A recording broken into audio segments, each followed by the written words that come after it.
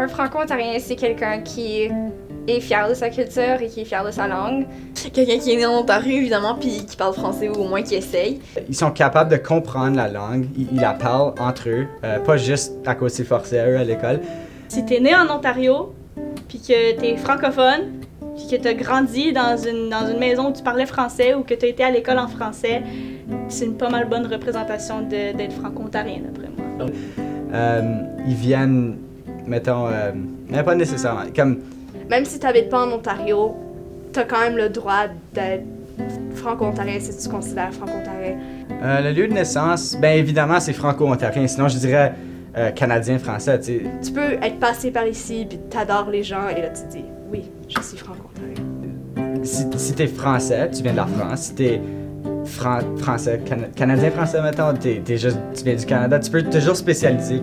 Je sais pas si tout le monde dans nos écoles se considère comme un franco-ontarien. On pourrait dire francophone de, je sais pas, de Hearst. Comme ça, c'est une nouvelle catégorie.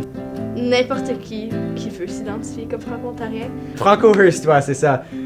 Puis essentiellement, si eux ils se sentent vraiment fiers de ça, ça peut devenir une chose. Si t'habites à quelque part d'autre, tu déménages, tu parles français, j'ai un peu de comme, je sais pas, je me sens un peu comme, non, t'es pas natif d'ici. Moi je suis pas née ici mais je me considère comme franco-ontarienne. Mais d'après moi, tu peux pas vraiment t'identifier comme un franco-ontarien si t'es pas né ici.